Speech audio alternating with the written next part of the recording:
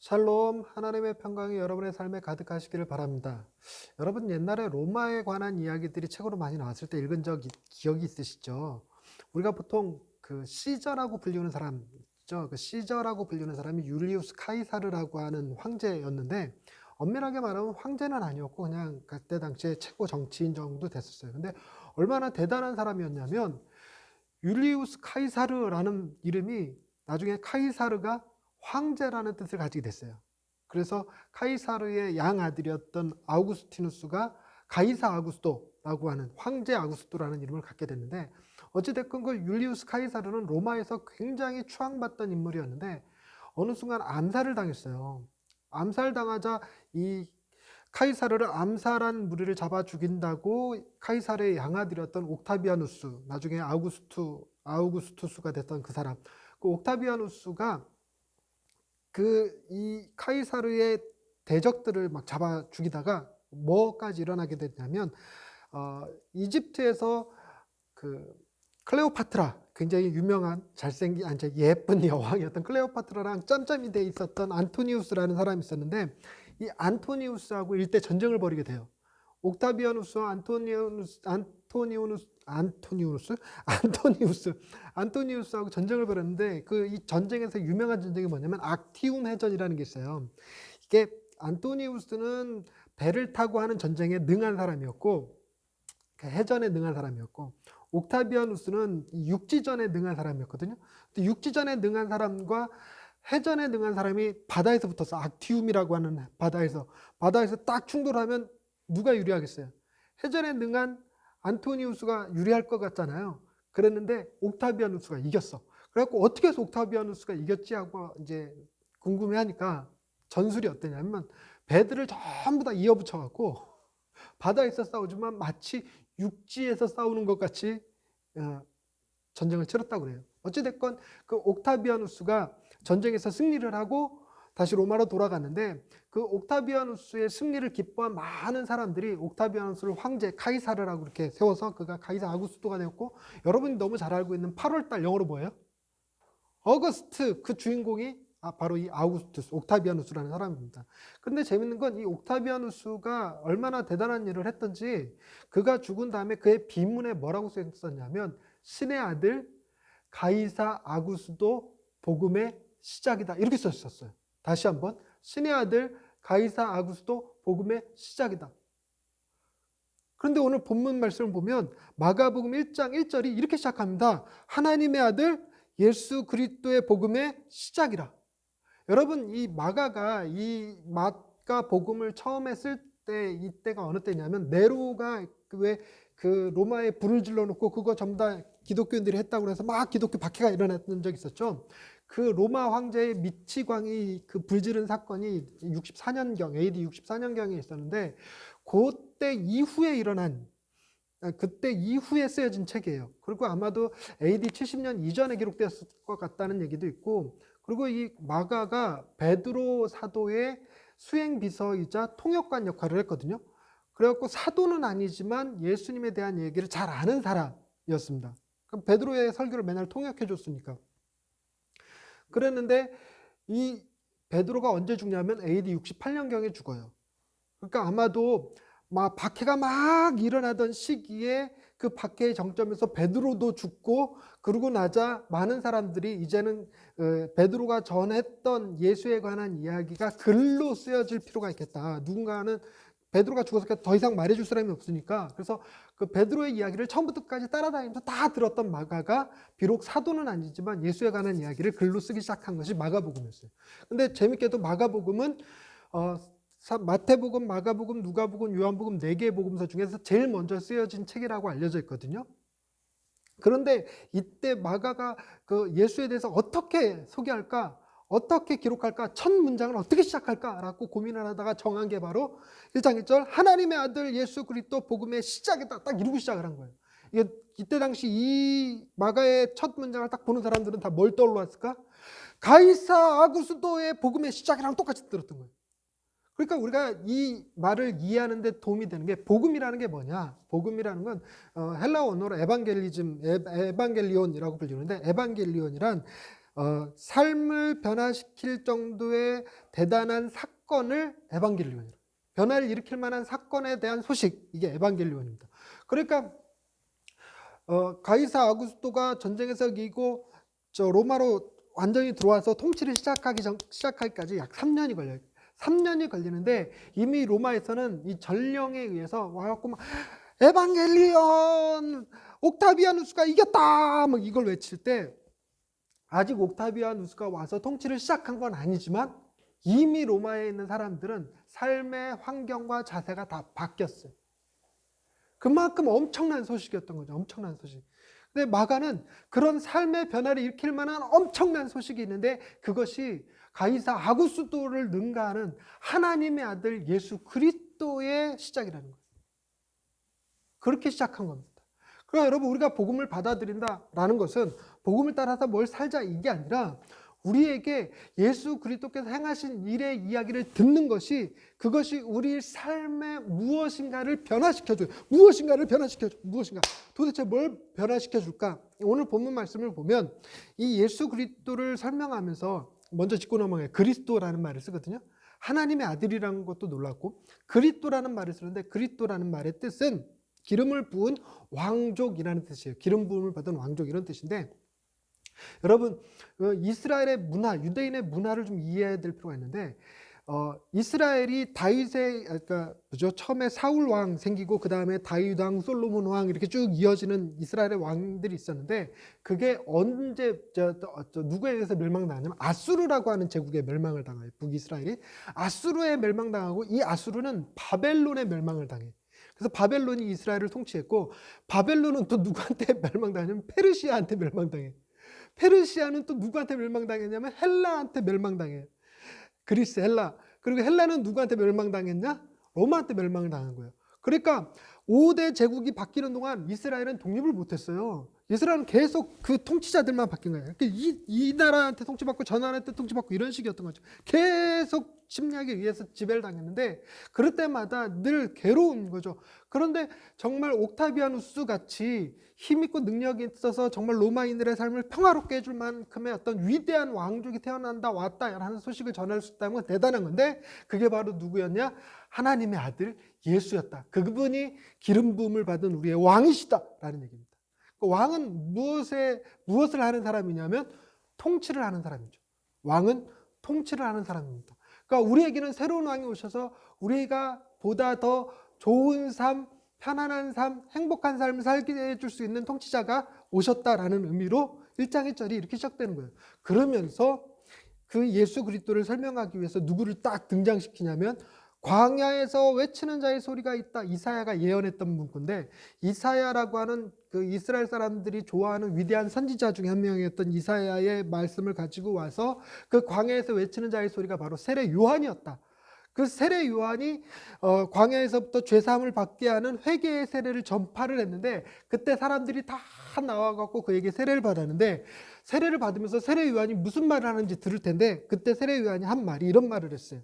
7절 말씀, 7절 8절에 그가 전파하여 이르되 나보다 능력 많으신 이가 내 뒤에 오시나니 나는 굽혀 그의 신발끈을 풀기도 감당하지 못하겠노라. 나는 너희에게 물로 세례를 베풀었거니와 그는 너희에게 성령으로 세례를 베푸시리라. 이 세례 요한이 무슨 얘기를 하는가 들어봤더니, 자기는 예수 그리스도 그분이 오시는 길을 예비하는 사람이래. 예비하는 방식이 물로 세례를 주는 거였어. 그러니까 세례 요한은 당시에 많은 사람들이 추앙하던 마지막 선지자, 그러니까 역사 가운데 마지막 선지자라고 알려진 사람, 그 세례 요한이었는데, 그 세례 요한이 예수 그리스도를 증거를 했던 거예요. 근데 가만히 이 과정을 살펴보면 세례 요한이 어떤 모습을 하고 있냐면, 6절 모습을 보시면 6절을 보면 요한은 낙타 털옷을 입고 허리에 가죽띠를 띠고 메뚜기와 석청을 먹더라. 이 낙타 털옷을 입고 허리에 가죽띠를 띠고 메뚜기와 석청을 먹는다. 그 머릿속에 이미지를 그려보면 무슨 이미지가 그려져요? 왠지 거지쯤 되지 않아요? 거지? 우리나라에서 이게 거지쯤 돼 보이는데, 이 이스라엘 사람들은 이런 말을 들으면 떠올리는 사람이 있다고 그래요. 엘리야라고 하는 사람인데, 엘리야가 몸에 털이 많았다네. 털이 많고 허리에 가죽띠를 띠고 살았대요. 그래갖고 엘리야를 표현할 때 털이 많고 허리에 가죽띠를 띠었나이다. 그러면 디셉 사람 엘리야로구나 이렇게 알았던 거예요. 그러니까 지금 세례 요한이 몸에 털은 좀 없었는지 낙타 털옷을 입고 거기 허리띠를 가죽띠를 띠었는데 이걸 보고 사람들이 세례 요한을 보고 누굴 연상시켰냐면 위대한 선지자 엘리야를 떠올렸던 거예요. 엘리야. 그런데 그 세례 요한이 이런 표현을 써요. 내 뒤에 오시는 분은 내가 감히 신발끈을 풀기도 감당치 못하겠다. 옛날 성경에는 신들매를 감당하지 못하겠다 이런 표현을 썼는데 신발끈을 풀다 이게 뭔 말이냐면 그 주인이 바깥에 나갔다가 이렇게 돌아오면 종들이 와갖고 그의 발에서 신을 벗겨줘야 되는데 그 우리처럼 이렇게 신을 푹 신을 수 있는 스레바가 아니라 판때기 위에다 끈 연결해갖고 끈을 이렇게 막 묶는 거여서 그 끈을 이렇게 풀러서 벗겨서 거기 위에다 물을 부어줘요. 이렇게 먼지가 쌓여 있으니까. 그러니까 그 일을 끈을 이렇게 푸는 일을 하는데 그 끈을 누가 풀었냐면 그 집의 종들 중에서 제일 낮은 종, 제일 미천한 종이 그 신발끈을 푸는 일을 했어요. 주인의 신발끈을 푸는 일. 근데 모든 사람이 엘리야를 연상시킬 것 같은 세례 요한이 내 뒤에 오시는 분 예수 그리스도 그분은 어떤 분이냐면 자기가 그분의 신발끈을 풀기도 어려울 만큼 부담스러울 만큼 그분은 정말 대단하신 분이라는 거예요. 능력이 많으신 분이라는 거예요. 근데 그 능력을 어떻게 설명하냐면 나는 너희에게 물로 세례를 베풀지만 그분은 성령으로 세례를 베푸실 분이다. 성령으로 세례를 베풀다. 여러분 성령으로 세례를 베풀다 그러니까 느낌이 잘 안 오는데 말씀을 한번 찾아보십시다. 사도행전 2장 17절 말씀인데요. 사도행전 2장 17절에 베드로가 성령 강림 사건 때 성령이 그에게 임하고 나자 막 설교를 거기 모여있는 사람들한테 설교를 막 하면서 제일 처음 했던 말이 사도행전 2장 16절 17절 말씀인데 2장 16절 17절 18절 말씀 제가 읽어드릴게요. 이는 곧 선지자 요엘을 통하여 말씀하신 것이니 일렀으되 하나님이 말씀하시기를 말세에 내가 내 영을 모든 육체에 부어주리니 너희의 자녀들은 예언할 것이요 너희의 젊은이들은 환상을 보고 너희의 늙은이들은 꿈을 꾸리라. 그때 내가 내 영을 내 남종과 여종들에게 부어주리니 그들이 예언할 것이요. 이거 익숙하죠? 마지막 날에 이거 시작하는 자녀들은 예언할 것이요 청년들은 환상을 보고 아비들은 꿈을 꾸리라 주의 영이 임하면 이라는 찬양 있잖아요. 그 가사의 배경이 되는 그 구절인데 그래서 성령으로 세례를 준다라는 말이 단순히 성령님이 오시는구나 정도가 아니라 이 세상을 끝내버리고 말세니까 말세로서 이 세상을 끝내버리고 새로운 세상을 도래하게 하실 수 있는 분이라는 의미를 지니고 있는 겁니다. 새로운 세상을 도래하게 하실 수 있는 정말 대박이시구나.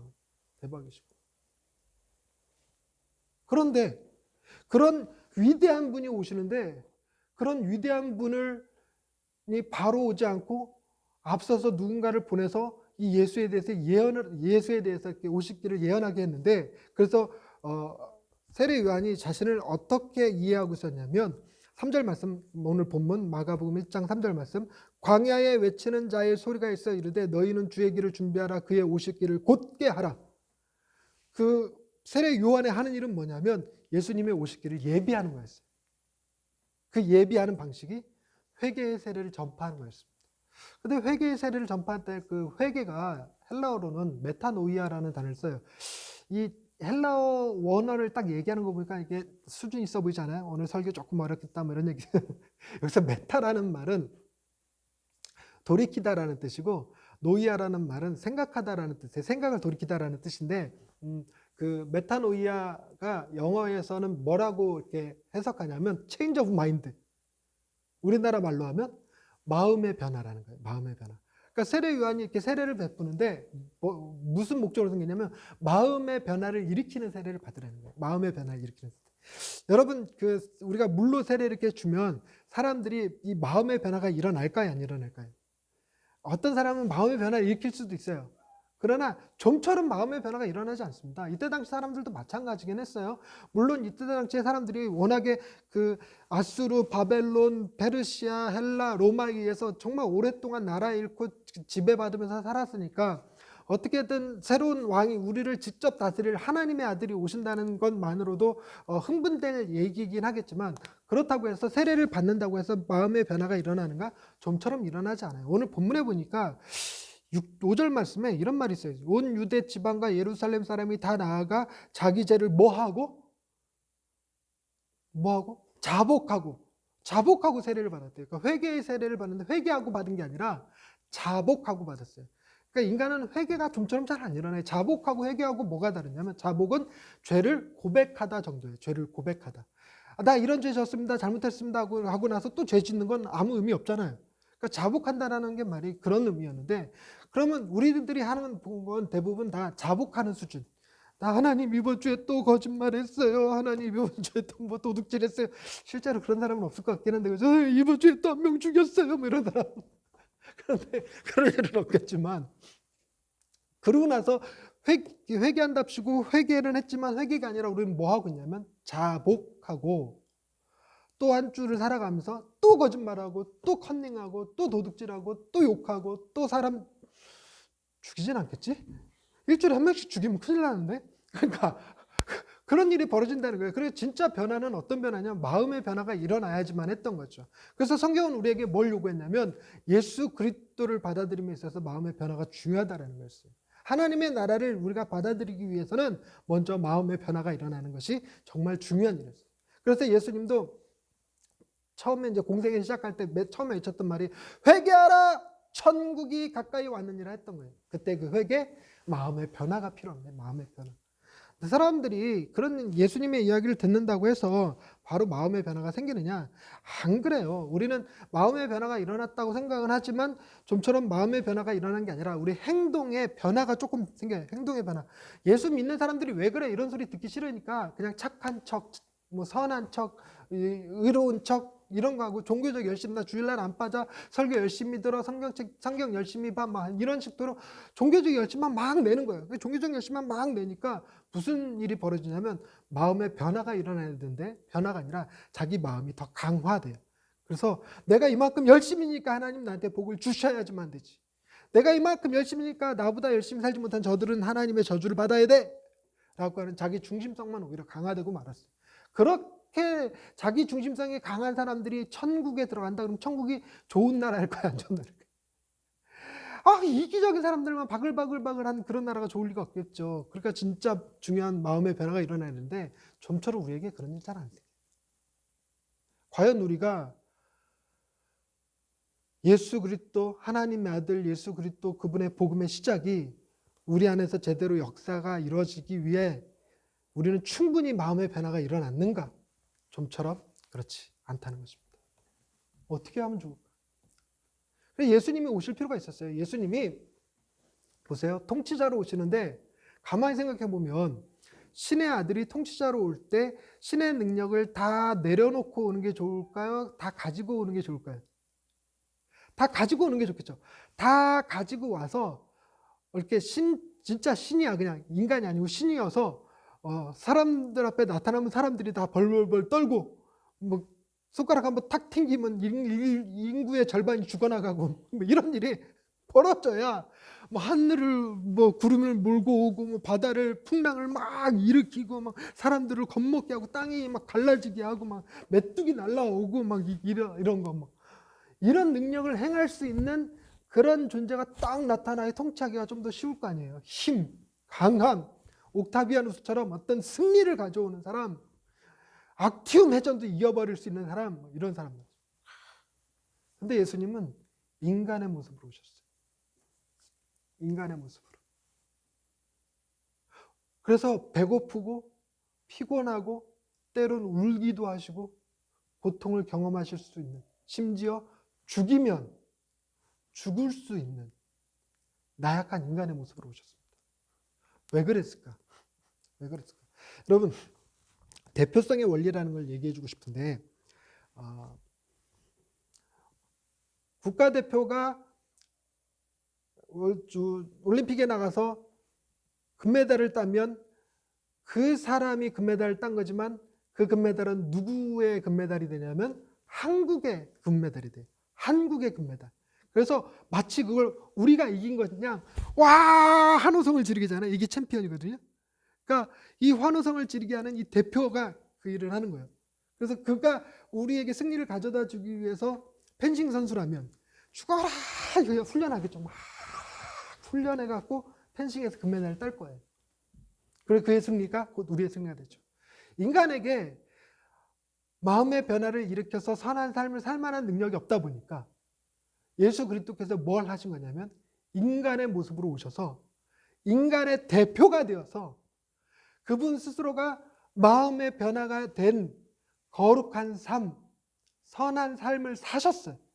그리고 그 삶의 결과를 우리에게 주셨어. 그래서 우리가 새로운 피조물, 그저 마음의 그저 행동이 조금 변하고 생각이 조금 변한 정도가 아니라 아예 새롭게 빚어진 예수 그리스도로 다시 재창조된 바로 그런 존재로 만드시는 일을 하신 것이 바로 예수 그리스도예요. 그래서 놀랍게도 오늘 1장 1절 말씀 이렇게 시작하죠. 다시 한번 봅시다. 하나님의 아들 예수 그리스도 복음의 시작이다. 근데 이게 헬라어 원어는 이 단어들 중에서 첫 번째 나오는 맨 앞 단어가 뭔지 한번 맞춰볼래요? 찍어보세요. 하나님의 아들 예수 그리스도 복음 시작. 6단어 중에서 어떤 단어를 제일 먼저 썼을까? 시작! 그랬어요. 맞아요. 아르케! 이렇게 시작하거든요. 아르케, 시작이다! 이렇게. 아르케, 복음, 하나님의 아들 예수 그리스도 이렇게 돼 있어요. 헬라 원어는. 근데 여러분이 시작하다라는 말을 이렇게 딱 들으면 뭘 떠올리게 되냐면 구약의 첫 번째 첫 단어가 뭐죠? 창세기 1장 1절. 태초에 하나님이 세상을 창조하시니라 해서 태초에라는 단어를 써요. 태초에. 이 태초가 뭐냐면 시간이 드디어 출발했다. 시작됐다라는 의미예요. 태초가. 시간의 처음 시작. 시간의 처음 시작. 그러니까 구약의 처음 시작도 시작이다 이러고 시작한 거예요. 태초에 이렇게. 마가는 뭐라고 그러냐면 예수 그리스도께 오심으로 새로운 피조물, 새로운 세상, 새로운 왕국의 시작이다. 옥타비아누스가 악티움 회전에서 이기고 나서 새로운 로마의 시작이다 이러고 외쳤던 것처럼 똑같이. 예수 그리스도께서 우리를 대신해서 어마어마한 삶을 사시고 그 삶의 결과를 우리에게 주심으로 우리가 드디어 하나님의 나라를 받아들일 수 있는 사람들이 될 수 있었던 거예요. 그런데 문제는 이런 거잖아요. 예수님이 우리에게 예수님을 소개할 때 세례 요한이 8절에 나는 너희에게 물로 세례를 베풀었거니와 그는 너희에게 성령으로 세례를 베푼다고 그랬거든요. 성령으로. 여러분 성령님은 하나님, 예수님, 성령님 세 분의 한 분이세요. 그러면 하나님이 제일 높고 성령님이 제일 꼴찌일까? 아니에요. 세 분은 삼위일체 같은 분이세요. 같은 분. 그런데 예수님이 이 땅에 오셔서 성령님을 우리에게 주시기 위해서는 무엇인가를 해야만 했어. 그게 뭐냐면 우리가 성령을 받을 수 있는 사람들이 돼야 되는 거예요. 성령을. 여러분 하나님이 더러운 곳에 오겠나고 그러니까 뭔가 우리를 정결하게 하고 깨끗하게 하고 할 수 있는 그런 뭔가가 필요한 거예요. 필요한 거. 그래서 예수 그리스도께서 우리에게 성령을 주시기 위해서 하신 일이 뭐냐면 우리의 모든 죄를 다 짊어지시고 십자가에 달려 죽으신 후에 당신이 거룩하게 살으셨던 삶의 결과를 우리에게 주시고 우리의 모든 죄의 결과는 그분이 가져가신 후에 죽으신 후에 부활하셨어요. 부활하시고 나서 승천하신 다음에 그 다음에 뭐라냐? 볼지어다 볼지어다가 아니라 내가 성령을 너희에게 선물로 주리니 너희에게 성령이 임하시면 너희가 권능을 받고 온 유대와 사마리아와 땅끝까지 이르러되 증인이 되라 하셨던 그 말씀.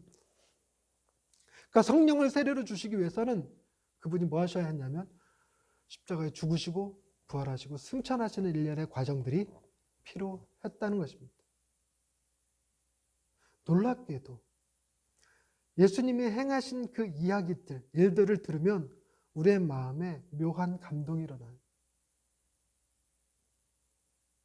우리를 하나님의 진노에서 구하게 하시려고 우리 대신 하나님의 진노를 친히 감당하시고 우리는 지극히 악한 죄인일 수밖에 없었는데 예수 그리스도로 말미암아 지극히 거룩한 성전이 되어 성령님이 내 안에 거하시는 거예요. 그러니 우리는 그때야 비로소 뭐 할 수 있냐면 메타노이아가 발생하는 겁니다. 메타노이아, 마음의 변화가 드디어 일어나기 시작하는 거죠. 여러분, 아우구스티누스, 즉 옥타비아누스가 다스리는 세상 속에서는 권력이, 부귀가, 명예가, 돈이 자신의 힘이고 파워예요. 그것을 내가 가졌느냐 못 가졌느냐에 따라서 내 마음이 달라질 겁니다. 그러나 성령이 내게 임하시면 나는 더 이상 세상의 부귀와 영화에 관심이 있는 게 아니에요. 내가 무엇을 가졌느냐 못 가졌느냐에 따라서 내 삶의 기준이 바뀌는데 예수가 내 안에 있느냐 없느냐였어요. 나를 위해 십자가에 죽어주실 수 있는 그분이 내게 있느냐 없느냐, 나에게 목숨을 내어줄 만큼 나를 사랑하시는 그분이 내게 있느냐 없느냐가 내 마음의 변화를 일으키는 겁니다. 말씀을 정리하십시다. 하나님의 아들 예수 그리스도 복음의 시작이다 라고 그랬을 때 그 복음, 복된 소식, 좋은 소식, 에반겔리온, 그것은 곧 누구에 관한 이야기였는가? 예수 그리스도, 그분의 죽으심과 부활에 관한 이야기였습니다. 자, 그러면 우리의 마음의 변화, 메타노이아를 일으키는 것은 우리가 누구를 바라볼 때 가능해지는 겁니까? 예수 그리스도. 로마 사람들의 삶의 변화도 악티움 해전에서 이기고 돌아오고 있다는 옥타비아누스를 바라보면서 마음의 변화가 일어났을 거예요. 근데 우리의 마음의 변화는 어디서 일어나냐? 돈 많이 줄게가 아니에요. 권력을 너에게 줄게. 이걸로 우리의 마음의 변화가 일어나는 게 아니에요. 진짜 변화. 우리의 삶을 온전히 회복시킬 수 있는 변화. 그 변화는 예수 그리스도 그분이 너의 구주시란다. 예수 그리스도 그분이 너를 천국으로 이끄신단다. 예수 그리스도 그분이 우리의 진정한 왕이 되어주신다. 사랑하는 성도 여러분, 대림절 두 번째 주간입니다. 곧 있으면 성탄절이죠. 성탄절을 바라보면서 우리가 꿈꿔야 될 것은 산타크로스 할아버지가 선물 갖고 오신데 그게 아니에요. 첫눈이 올까 안 올까 그런 게 아니죠. 첫눈이 아니고 첫눈 이미 왔어요. 눈이 올까 안 올까, 화이트 크리스마스가 될 것인가 안 될 것인가 그런 게 아니라 우리를 죄에서 건져내시고 하나님의 아들이 되게 하시고 하나님 나라의 백성이 되게 하시려고 예수 그리스도께서 오셨다라는 사실을 묵상하는 것이 우리의 마음의 변화를 일으킵니다. 그러면 비로소 일의 중독에서부터 벗어나고 세상의 인정으로부터 자유롭게 되고 마음의 평화가 임하게 되죠. 예수 그리스도께서 행하시는 그 일, 예수 그리스도를 깊이 묵상하심으로 마음의 기쁨과 평안이 늘 가득하실 수 있게 되기를 주님의 이름으로 축원드립니다. 기도하십시다. 하나님, 우리는 물의 세례 정도로는 마음의 변화가 일어나지 않습니다. 그저 선한 삶을 살아서 하나님의 축복을 받으려고 하는 우리의 욕심만 더 강화가 될 뿐이지요. 우리의 마음의 진정한 변화는 우리를 위하여 대신 십자가에 달려 죽으시고 부활하신 예수 그리스도를 바라볼 때 일어나는 것이고, 우리의 진정한 변화는 그분이 우리에게 성령을 선물로 주실 때 가능한 것인 줄 믿습니다.